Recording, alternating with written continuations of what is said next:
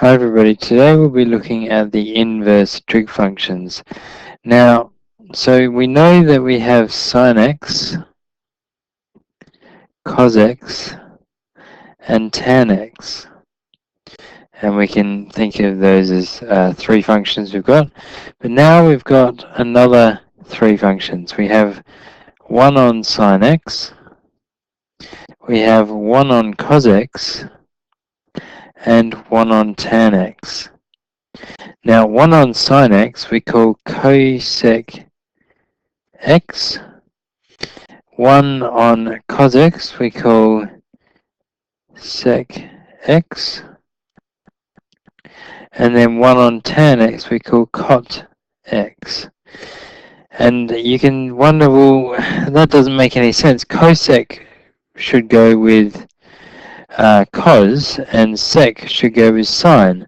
But the way to remember it is that it should be like that, but it's the other way around. So cosec goes with sine and sec goes with cos. So it's the other way to what you would normally expect. And so cot x is the last one. It's got a t in it, so we can sort of relate it to tan. And that would be cos x on sin x, because we know that tan x is the other way around, sin x on cos x. So, if we wanted to say find the value of, and I'll just do one of these, so find cosec of pi on 4. Well, we know that that's 1 on sine pi on 4, and sine pi on 4 is root 2 on 2. So, basically, when we do 1 on anything, it just gets flipped. So it's just 2 on root 2. If we wanted to do sec pi on 4, well, it's 1 on cos pi on 4. So again, it's 1 on root 2 on 2. The idea is that if it's 1 on anything, that thing just gets flipped. So it's 2 on root 2. And then if we do tan pi on 4, well, tan pi on 4, whoops, no, and we want to do cot pi on 4. So that's 1 on tan pi on 4.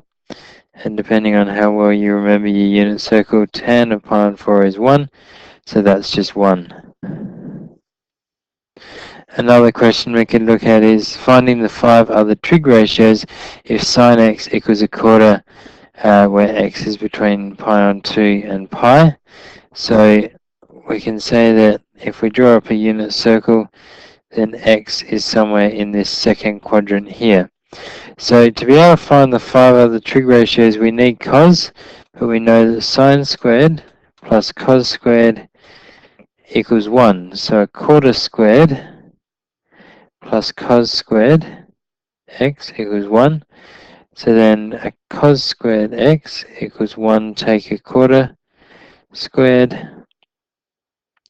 So cos squared x equals 1 take 1 on 16. So cos squared x equals 15 on 16. So then cos x is plus or minus the square root of 15 on 4. But because we know cos x is in this second quadrant out here, we can say that cos x is negative root 15 on 4, because we know in the second quadrant. So then we're going to need tan x. So if I go tan x, well, that's sin x on cos x. So it's 1 on 4 on minus root 15 on 4. Now, when we've got two things over each other with the same denominator, those denominators just cancel, so it becomes minus 1 on root 15.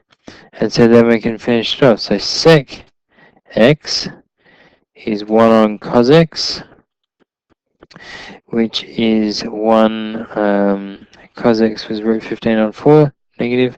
So we're just going to invert it. So it becomes 4 on root 15, negative. Cosec x is 1 on sin x. Sin x was a quarter, so it's just going to become 4. And then cot x is 1 on tan, And so if we invert that, we get negative root 15. And there's our 4 trig ratios. Okay, alright. Now here we have a graph of y equals sine x. And we wonder, could we actually get that to get a graph of the function y equals cosec x? So it says y equals sine x in blue, and then y equals cosec x in green.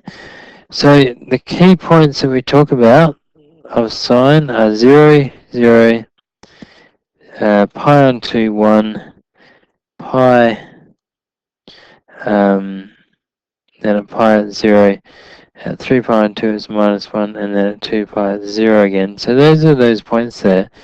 Now if we just take them at 0, or if I invert 0, I get, so that's 0 on 1, so inverted I get 1 on 0, so cosec at this point will be undefined. So just to reiterate, that's 0 on 1, so then here it becomes 1 on 0, which is undefined. Here the point is 1, so it's 1 on 1, sine x is 1 on 1, so cosec x will be 1 on 1. So cosec x will be 1 there, and then at 0 we're back to 0 on 1, so again cosec is 1 on 0, and then at minus 1, well, minus 1 on 1 inverted just gives us minus 1, so cosec at this point is minus 1. So if we have a look, and this should be 1 on 0, it's undefined along here, so we've got a vertical asymptote there, and we've got a vertical asymptote at pi as well. Now here, we'll also have a vertical asymptote at 2 pi, where it's 0 as well. So here it's got to include this point, so it's got to come from positive infinity, touch there, and go back up to positive infinity. Here it's got to make this point, so it'll come from negative infinity, touch at that point, and then go back all the way down to negative infinity. Now if we think about that further, well, at point negative, well, first of all, let's do our vertical asymptotes. So that's where sine x is 0. So it'll be at pi and at 2 pi. And then we know at the maximum and the minimum, it's the same point. So cosec will be 1 there, or rather minus 1 there and 1 there. So I can draw it down like this. So that will give us that function there, and it will come from positive here to touch there, and then go back up to be positive there. Now you might wonder, well, how do I know it comes from negative infinity to positive infinity? Well, here at this vertical asymptote it's 1 on 0, because sine of pi is 0. But if we move just a little way to this right, you'll notice that we're 1 on small values of sine x, which are negative. So it's 1 on a negative number, so it must be negative infinity.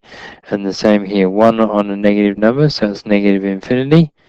Up here, the values of sine x are positive, so it'll be 1 on positive values, so it'll be at positive infinity. Again, sine x here is positive in this region, so that'll be 1 on positive values of sine.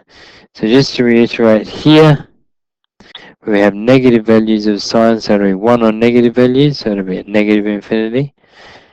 Values of sine x here are negative, so it'll be 1 on negative values, so negative infinity. Here, 1 on positive values, so it'll be positive infinity, and the same over here, 1 on positive values, so it will be positive infinity. And that's the basic idea of cosec of x. So you'll have to draw cos of x and tan of x, and then in question 6 you use technology to draw the other functions there.